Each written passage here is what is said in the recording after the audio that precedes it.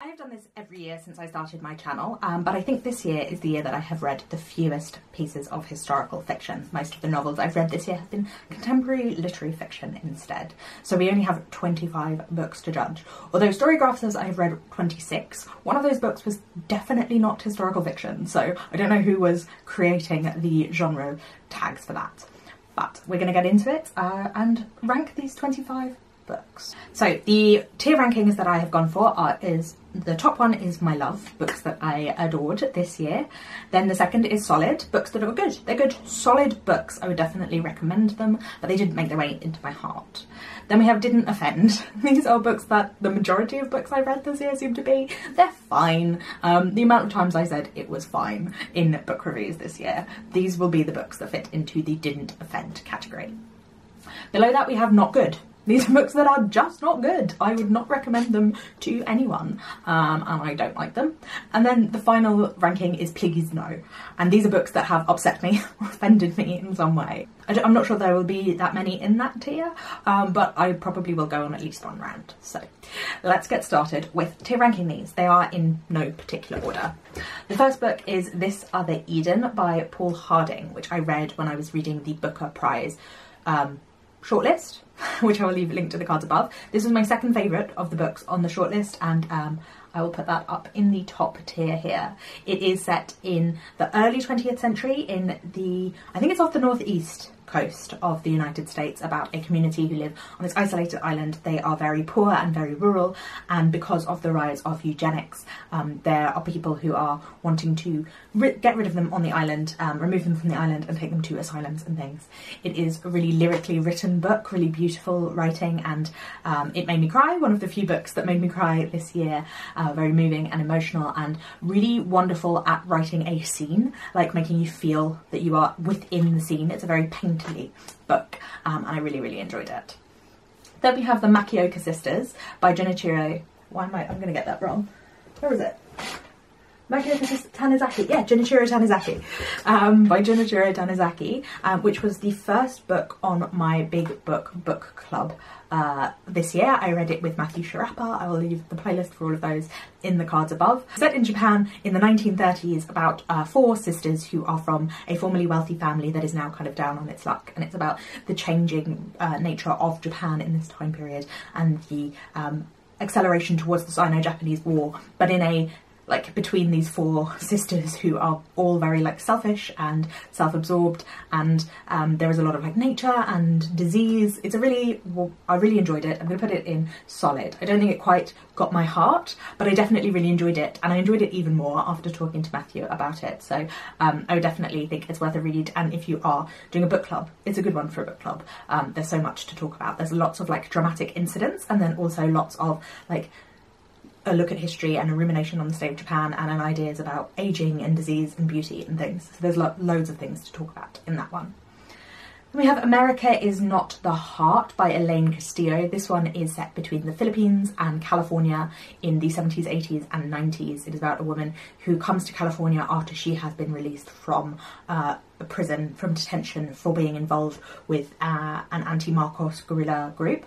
And so we have California in a Filipino immigrant community in the 80s and 90s, and also flashes back to her time in the Philippines. I would say it didn't offend. I think maybe I had too high hopes about this book. A lot of people really rave about it, and I thought it was a little melodramatic and a little soapy, but it was definitely good and an enjoyable read, a very easy read, and I would definitely recommend it if you are looking for immigrant narratives, queer immigrant narratives in particular, kind of a dramatic, emotional look at something that is perhaps a little heightened in terms of the dialogue and things. I enjoyed the parts in the Philippines more than I enjoyed the parts in California, although it did do a great job of building a family.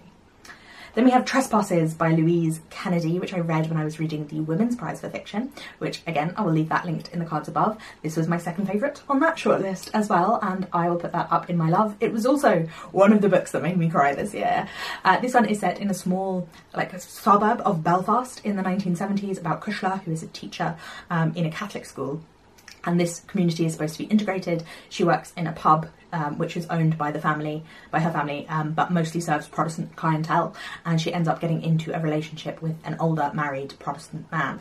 And it is a look at that time period and at coming of age in that time period, and it has that kind of dry, dark humour that is very well known if you've read much Irish fiction or consumed Irish media or know Irish people. Like, it's a very specific voice to that time period, and it's something that is not afraid to go into the complexities and nuance of character, because our characters aren't necessarily doing moral things. So it's look at the time period and the situation of the Troubles, and the hard decisions you are forced into by that situation, and also a look at how that situation came to be, the way that the Protestants view the Catholics in that situation, the kind of embattled feeling from the Catholic characters as well. Really wonderfully written, kind of clear and beautiful, not very flowery, very like strict and clear, but very honest and emotional, and I absolutely loved it. Then we have The Remains of the Day by Kazuo Ishiguro, which is a modern classic. People love it. It is about a butler who is going on a drive to see someone that he used to work with, and in doing so reminiscing about his time working in this big house. This house is now owned by an American who doesn't like know the dumb thing, what you're supposed to do as being the Lord, and he is reminiscing about the time when he worked for this big rich English family, and there was lots of servants and he was in charge of them, and he felt pride in his work, and it's about what it is to be the best butler. But at the same time we uncover the history of that family and of the way that our butler has made being a butler and the idea of what that is so much his character, subservience and duty and abeyance, so much his character that he other things completely have to be closed off, and he has to suppress and shut down his emotions, his ideas, and it looks at how fascism rises and at the class in Britain at that time period specifically, but this kind of, you want to serve someone who is better, and you being a big part of the class dynamics in the UK. And I will put it in solid. I didn't fall in love with it as I hoped to. It has some humour, it is very slow moving, it is an interesting book, but in the same way as Never Let Me Go, I felt so detached from it. I felt so removed from it, and I'm not necessarily against detached writing when there is some sort of contrast. I've realised that I need light and shade in books, and this book didn't offer that much in terms of contrast, particularly I think because I knew so much about it going in. Then we have At Night All Blood is Black by David Diop, which won the International Booker. It is a Senegalese book that has been translated from the French, and I was really hoping that I was going to love it. Unfortunately, it was not good for me. It is about two Senegalese boys who are fighting for the French during the First World War, and how they are treated, and after the death of one of the boys, how the other kind of loses his attachment to reality and becomes drawn into the violence of the war and of colonialist attitudes. And he is, it's kind of, people described it as being really disgusting and really brutal, and there are violent elements that are not shied away from, but I don't know if I have a strong stomach, but I didn't find it that gruesome or that overwhelming. I did just find it a little, I actually found it missing depth that I wanted from the book. It felt like it was a show, a performance of this thing, rather than feeling like it really got into the ideas that it was exploring, the ideas of black people being used as cannon fodder during the First World War, and the colonialist use of black people as bodies, and the way that violence can mutate and change who you once were and remove from you your own sense of self and identity. And the way that the war machine and the colonialist machine kind of mechanised the idea of people, like put people as part of an assembly line rather than allowing for full humanity, and the ways that that can remove your humanity from you. I felt like it touched on these ideas, but it didn't really fully explore them and fully lean into the nuances of them. It was very flat for me, and so I didn't love it. Then we have The Fraud by Zadie Smith, which was probably my most anticipated release last year. I talk about Zadie Smith all the time. I love her writing. I have a video reviewing one of her books, and this was her new release, her first historical fiction, which is set in the Victorian period. And our main character is this woman who is she is an older widow with no children, upper middle class family, but she has to rely on her cousin in order to support her. So there is that idea of gender and money in the Victorian period. Her cousin is a famous writer, and it flashes back to his youth and their relationship and her relationship with his wife and the household when he was rich and famous, and then now that he is less well known, kind of looked down upon, the changes that have come to that household. His new wife and her become obsessed with this fraud case that's in court of a man who thinks that who claims to be the son of this wealthy aristocracy, but is very clearly working class in the way that he talks and the way that he presents himself. And he has a servant who had been a servant of the house, who was a black man from the Caribbean, and we kind of hear the flashback of his story too. So it's quite, I'm going to put this in Didn't Offend. It's my least favourite Zadie Smith that I have read so far. It felt very disjointed, and it felt like she was trying to put too many novels together. I felt like she wasn't able to, like she was juxtaposing ideas of class and race and gender and how these things can be explored in the Victorian period, and also looking at white feminism and a fascination of white feminism with black people and the oppression of this specific black man who had been enslaved in his past. Her kind of prurient, obsessive gaze, the white gaze on this man, and the kind of links there between the way that white saviorism is particularly embodied by white women. But I think it just felt like she'd done a lot of research and she wanted us to know all about all of this research. In fact, I read one of her books that was published before this, and she mentions the fraud case in that, so it's clearly something that had been on her mind for a while.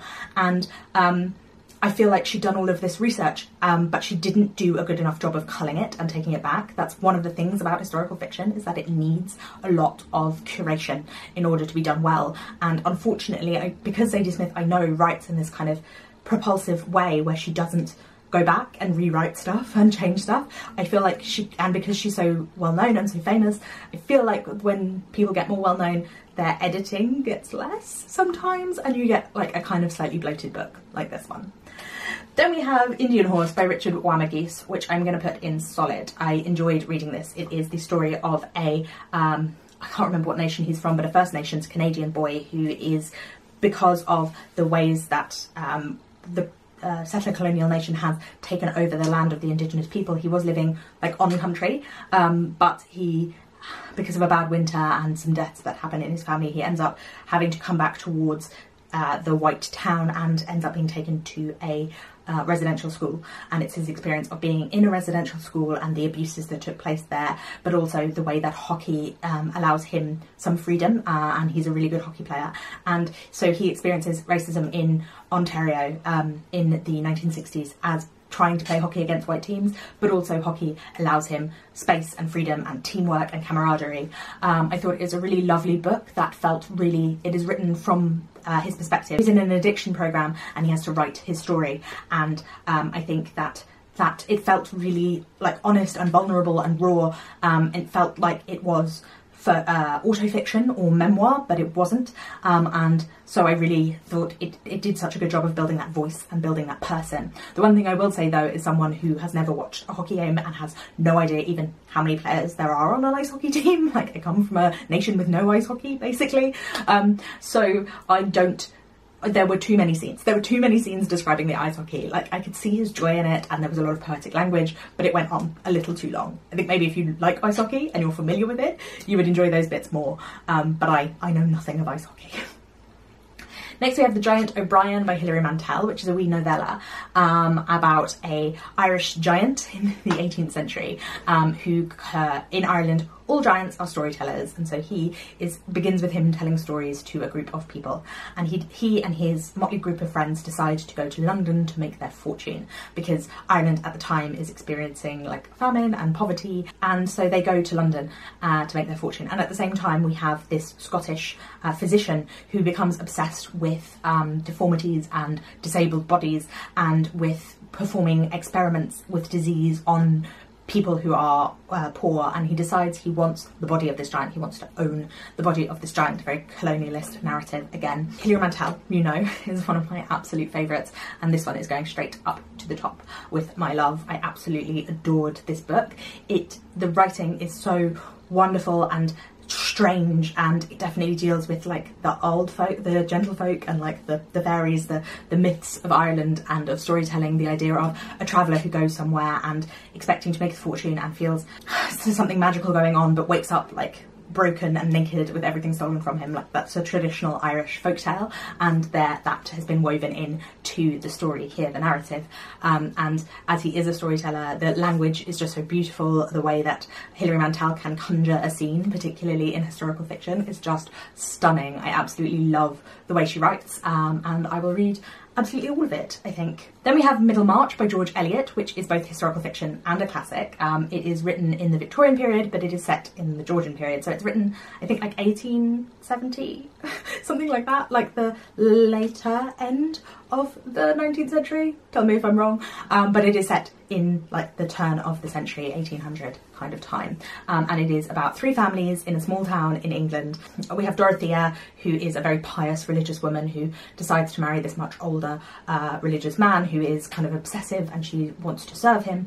And then we have the doctor, the young doctor, and the beautiful girl that he is used to wealth that he falls for. And then we also have her brother, who is kind of a feckless young man who is in love with this very sensible girl that he has known since he was younger. And it's about their relationships, but particularly it is about like the changing mores of class and culture in England in the early 19th century. It really goes into ideas of like the Enlightenment and being modern and changing like medicine and class ideas, and also like a changing of the world from being more rural to becoming more urban, and the ways that that is changing ideas of what is acceptable in society, what's okay. Pivotal moment for British society in that sense. And we have like the Napoleonic Wars, and we have the Luddites, the change, the enclosures of the common law. A really interesting part of that time period, and I think she does such a good job of doing like a big cast of characters, really exploring lots of different ideas. It's really interesting time period in like the C of E, like the Church of England, and the changes to morality, ideas of morality and things. And I think it's really great if you want like a big chunky classic to get into that's dealing with a lot of different characters. I'm going to put it in solid. If the framing's changed, it's because my camera died. I was just going to say that Middlemarch did not take my heart the way that other classics have, but it's definitely a solid one to read. Then we have Queen's Play by Dorothy Dunnett, which is the second in the Lymond Chronicle series, the first of which is Game of Kings, and these are from the 1960s, so I guess they're kind of classics too. They're really, really good. Really good, really good fun. They're set around the Scottish court in the 16th century, so in England that would be the Tudor period. And this one is specifically about young Mary Queen of Scots going to the French court with her mother and a plot against her life. And our main character, Lymond of Crawford, who is kind of a wild buccaneering second son of a noble family in Scotland. There is always mystery afoot. Like in this one, we don't actually know where Lymond is for a while. We know he is being one of the other characters, but we don't know which one. And it has like adventure, and it has like a steeplechase across the roofs of a French city, and an elephant that tries to kill Mary Queen of Scots, and all sorts of like strange capers and mysteries. It's very funny, it's very erudite. He speaks in French and Latin and quotes poetry, and there's music.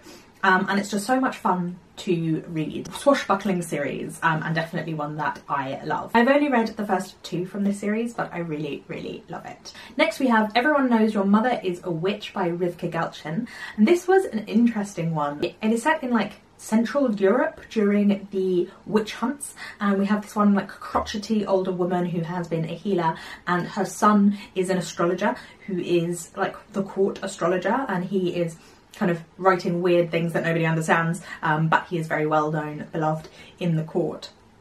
And she is so crotchety and grumpy, her neighbours kind of turn against her and end up accusing her of witchcraft. And this just goes further and further, and like she doesn't help herself by being so grumpy and crotchety to anyone who tries to talk to her. She's just really aggressive and against everything. And I really enjoyed her as a character. It is written in very modern writing. It doesn't at all try to evoke the time period, but I did find it quite fun to read. There are other historical fictions that I have read in a similar style. And this one, it is written like direct address because she is dictating her life story. And yeah, I found it quite absurd and strange and really fun to read. It wasn't what I was expecting from this book at all. I'm going to put it in solid because, like I said, it doesn't really have the like atmosphere and the feeling of the time period being evoked that I really love in historical fiction, but it was funny and strange and a weird little book, and I listened to it really quickly because I just found it so compelling. Next we have The Miniaturist, which is by, who is that one by? It's over there. Jessie Burton. We have The Miniaturist by Jessie Burton, which I read, I think I read that in a video, in the same video where I was reading Everyone Knows Your Mother is a Witch, which I'll leave linked in the cards above, and that one is not good. It is not good. It's very popular, but I definitely didn't enjoy it. It is set in the 17th century in the Netherlands, about this young girl who gets married to this man who is like disappears. He is a merchant and she lives in this strange house with his sister and the two servants, one of whom is a black man, one of whom is a white woman. She gets as a gift from him this house that is a miniature version of the house where she is living, where she is now like the mistress of the house, and strange things start appearing in that house that are telling her things about the house where she lives. I thought that the writing was serviceable but not particularly interesting. It's a very plotty book, but very predictable. Like, if you don't know what's going to happen within the first 25% of this book, I feel like you haven't read very many books. It is really predictable and obvious what is going to happen. It writes a very modern characters in general, with no attempt to embed them in the time period. It's just like modern sensibilities in corsets or stays of the time period, rather than actually trying to embed it in what it would have been like to experience that. It's like kick-ass feminism that's entirely individualist, like girl boss feminism, which I have no interest in reading, and it doesn't really go into any of the complexities or the nuances of the time period, and it is, yeah, obvious, plain and boring. So it's very plotty, and I guess a lot of people like that kind of girl boss feminism thing, at least when it came out, so that's why it's so well loved. Then we have The Glutton by A.K. Blakemore, which I would say is another solid read. I enjoyed The Manningtree Witches, which was Blakemore's debut, a little more than I enjoyed The Glutton, but I definitely liked it as well. This one is set in 18th century France, on the eve of revolution, and it is about a boy who is the son of the town sex worker in this small town in France, and the sex worker gets involved with a smuggler, and then something happens that leads to our main character leaving the town and also becoming this person who can eat anything and is always hungry, is never full, and literally he eats everything. Disgusting things and non-food based things, he eats absolutely everything. And at the beginning of the book he is dying in a cell with this single nun who is very afraid of him because of that. He is telling her his life story, and it covers a lot of the French history of this time period, the build up to the revolution with the famines and the bread shortages, and he gets swept up with a band of criminals that are travelling around the countryside, which is so much fun and adventurous, but always teetering on the edge of something terrible. And A.K. Blakemore is a poet. The writing is gorgeous and sumptuous and really like indulgent, sometimes a little too self-indulgent, but for the most part I really enjoyed it. It's very gritty, dark, gross, but whimsical, beautiful at the same time. And I would say it has some trouble with pacing, but I definitely enjoyed the things that it explored, the ideas of like the Enlightenment and scientific experimentation on bodies was one of the things. Yeah, very interesting read, and I'm definitely glad I read it. We have Learn by Heart by Emma Donoghue. Emma Donoghue is a bit of a hit and miss writer for me. I think I'd put this in Didn't Offend. It was fine, but it wasn't particularly, I don't know, it didn't particularly grip me. It is about Anne Lister, who is the main character if you've watched Gentleman Jack. She was the daughter of a merchant family in Halifax in Yorkshire in the early 19th century, and this story is set when she is a teenager and she goes to this school, and our main character is actually this British Indian, is she Anglo-Indian? This Anglo-Indian girl whose father was part of the East India Company and whose mother was an Indian woman, and her and her sister are sent to this school in England, and so her experience of being a new person in this school, and then we also get flashes to her in the future writing to Anne Lister talking about being locked up, and for some reason we're not really sure. And again, this was very, very predictable. If you've never, you could only not predict it if you've never read a book before, because it was very, very straightforward what was happening. It was also a little too modern, like similarly to The Miniaturist. It definitely had a very modern sensibility, and it didn't feel properly enmeshed in what someone of that time period would be like. Not that I know. It just felt like a tinge too modern, like it had a very clear agenda and it wasn't interested in nuance at all. And I particularly didn't like the way that it dealt with mental health and like talked about it. I thought that was very uninteresting. It was a bit too melodramatic, and I think it's a really interesting topic, like this queer love story, coming of age, racism and colonialism in England, which were barely touched upon. It just was a bit meh. It was good, but it was a bit meh. I didn't love it. Then we have North Woods by Daniel Mason, which is an interesting book because it's kind of like a novel but also interconnected short stories in a way. It is about the North Woods in Massachusetts, and it's telling the story of this one dwelling in the woods from Puritan times, when this one couple flees their very strict society and goes out into the woods through history up until the modern period, covering the history of the building and the expansion of it, and all the people who are in the building and the ways that they are connected to one another. There are a lot of ghosts and hauntings in this book, and I love a literary ghost story. It's one of my favourite like tropes, ways of dealing with the ideas of cycles of abuse or of history repeating and of the way that the past has a hold on us. I think that it can work really, really well, and often people use ghosts in really interesting ways, and I did enjoy it in here. One of the things I love about Daniel Mason is his ability to write multiple different genres, which he does in here too. As we progress through different time periods, he is writing different styles that are more appropriate to different time periods. So there's like a confessional letter in the voice of a like Puritan woman, and then there is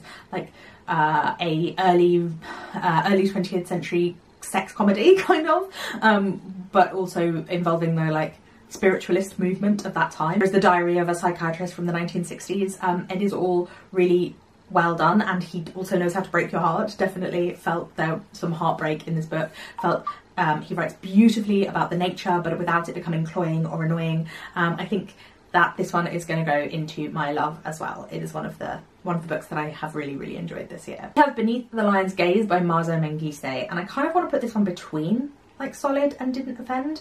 It's kind of in between the two, so I think I'm going to put it on Solid, but like at the bottom. Not that the rest of these are in any particular order, but like this one in particular is only just making it up to Solid. I loved The Shadow King by Mazo Mengistu, which was her second novel, so I've went back to read this, which is her debut, and is also set in Ethiopia. She is an Ethiopian writer. When there is a rebellion against the dictatorship, and people are being rounded up, and we follow one family, and they are a fairly well-off family, well-to-do family, and the ways that they get involved in either the rebellion or get caught up in the people being taken and held prisoner. And it is a very violent, brutal book, and it also deals with one of their friends, one of the boys' friends, who has come into the army, and his relationship with it, from being a different class to the other people, and how that affects his relationship to the government in this situation. And it is really dark, and it is really violent. As I said, it is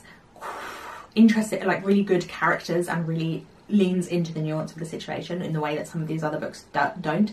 It allows all of the characters' motivations to be really clear and really well written.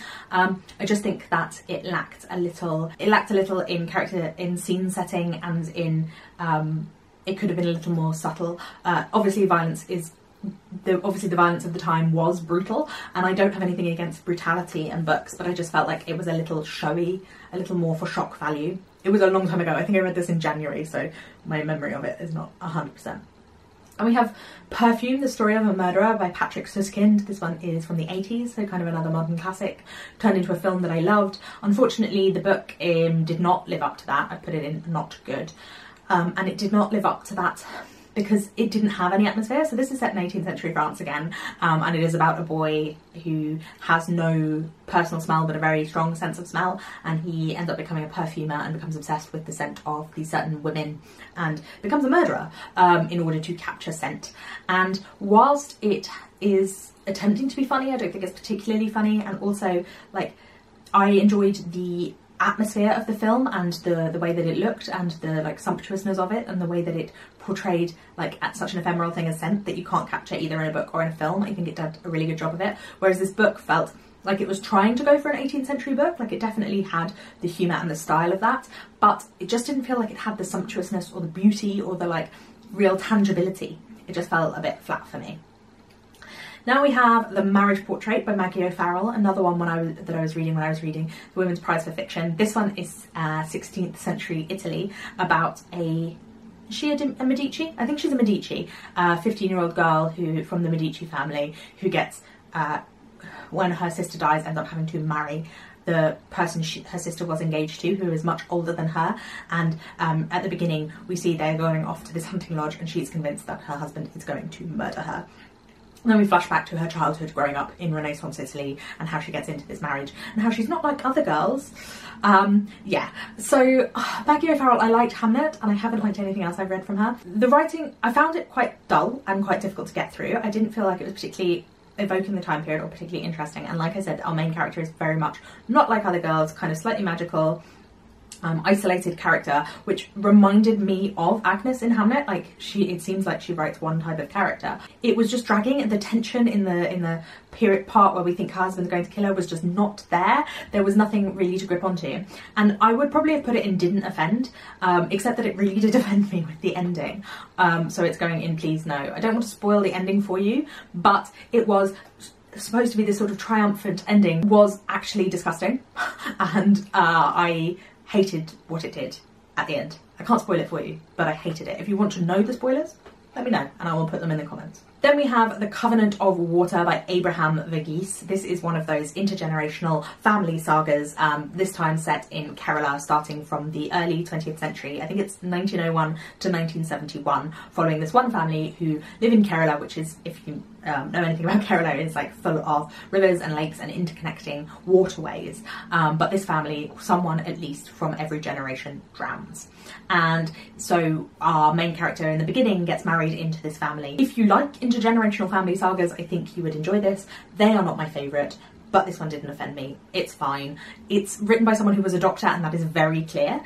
It was interesting the way that it looked at leprosy and the treatment of leprosy throughout the 20th century, but some of the medical stuff, particularly some of the like outcome of this curse and stuff, it was a little too easy, a little too wrapped up, and also because we have several characters who are doctors or various other medical people, he very much goes into the detail on that, and it felt like it wasn't adding to the story. It was just like, well, he's a medical professional and he feels like you need to know this thing. I don't think you needed to necessarily know it all. Then we have War and Peace by Lev Tolstoy, which is another one of my big book club reads, and I read it with Milena reads and Charlotte and Queenie reads. I don't think either of them thanked me for making them read that, although they chose it, to be fair to me.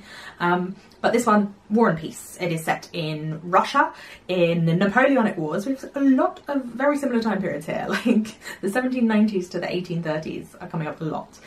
So it was written again in the later Victorian period, obviously Russia, so not Victoria, but still set in the later Victorian period, but flashing back, or written about the Napoleonic Wars. And I'm going to put it in solid, you know, like I know that there is a lot not to like about this, particularly the two epilogues. Tolstoy is a fairly sexist man, particularly in the end there. Also, he wants to tell you about his theories about the Napoleonic Wars, and like the military tactics of the Napoleonic Wars, which I'm not particularly interested in, but he does a good ball scene well, and the way that he like has these a million characters and he like flits between them and through them, I think he does that so well, and he does it like contrasting ball scenes to battle scenes in such a beautiful way. I really enjoyed those parts of it. Hated Pierre. That man is a dickhead, and I know a lot of people love him, but like fucking pull yourself together, man. I thought that he did draw characters really well and explored them interestingly. Russian literature of that time period, I've read a few things, well, of the kind of 100 years of Russian literature, and there is a lot of like theorising and philosophizing and having characters talk about their ideas about things happens a lot. So you kind of have to take it as a conceit of the genre, rather than it's not like specific to this book or this writer. It is something that happens a lot in Russian novels, and I think you have to just kind of go with it, or not read them. Those are your options. Then we have Washington Black by Essie Ediguian. I think I'm going to put that one at the top of Didn't Offend. Similarly, It's like almost solid, but I think it was too plotty for me. This is about a boy who is in Trinidad and Tobago, again at a similar time period. He is on a plantation and the head guy dies, and then these two brothers come to take it over. One of them is a scientist who kind of takes on board this little boy, and then they leave, and he's trying to get into Canada to be free. And science of the time period and the limits of abolitionism, the limits of the people who were professing abolitionism, their idea more about their own souls than accepting black people are people and deserve to be free because they are human beings. It does go into the like nuances of science at the time and like the dangers and the abuses of science at the time, and it is quite nice, but it is very plotty and it moves on very quickly from all of these ideas. It doesn't really embed them as well as I would have liked. It is quite a pacey book that just keeps going and going, and I would have liked to spend more time, and because we travel around so much through multiple different countries and there's a lot of we need to get from here to here, that it doesn't quite have as much time to spend with ideas and thoughts as I would have preferred. And we have Beneath the Lion's Gaze again, which seems to have uploaded twice, so we can ignore that one. Then we have Black Butterflies by Priscilla Morris, which I'm going to put in solid, which surprised me because the style of writing of this is so similar to like The Miniaturist or Learn by Heart, books that I didn't like as much. This one is set in the 90s in Bosnia during the siege of Sarajevo, which was during the Bosnian-Serbian War, or the Balkans Wars of the 90s, and it is about a woman who is in this siege, and her husband and her daughter, they leave, and she said she's an art teacher and she's going to leave at the end of term, but after that the city of Sarajevo becomes blockaded and she's stuck there, and it's about the siege and her her block of flats where she lives with all these different people who are some are Bosnian, some are Serbian, some are Muslim, their relationships with one another. I think she is an older woman as well, and it is rare to read a book from an older person's perspective. It did a good job. It just did a really solid job. Like, I would just describe it as solid. Like, it's a really solid look at the time period. It is a look at being under siege and a siege mentality. Of course, at the time I was reading it made me think of Ukraine, probably now would be Palestine, but yeah, I think it was just solid, just good, solid book. Then we have All the Light We Cannot See. I can't remember the name of the bloke that wrote this. I did a whole video just talking about this, so if there's room up there, I'll put it up there. This one is not good. Again, I don't love Second World War fiction, particularly the sort of thing that romanticises this time period. I talked about it in that video at length, why I don't like World War II fiction, so you can go and check that out.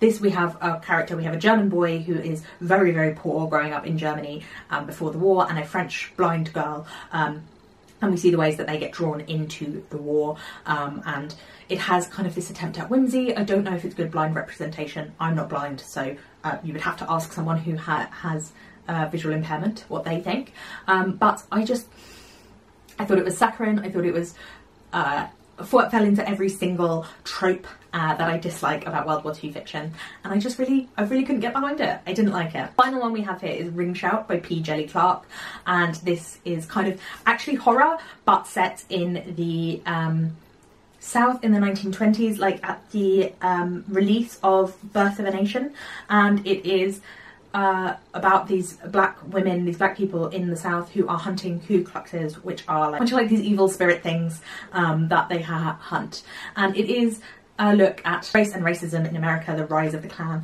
the history of it, but for me, I'm going to put it in not good. It just didn't work for me. I think if you are more into horror, it was again very, very plotty and very short, and I think that for me I would need either more time with that much plot or a lot less plot. Like, I would rather have spent that many pages without knowing what was going on. I don't want everything in horror to be described to me and to be brought out. I want those ideas to be like below the surface and murky and bubbling, and it kind of to be uncomfortable, whereas this is like extreme and over the top, and just a bit too much for me, and yeah, it just didn't work for me. I don't want that. I don't mind like extreme gore, but I don't want a villain monologue ever, really.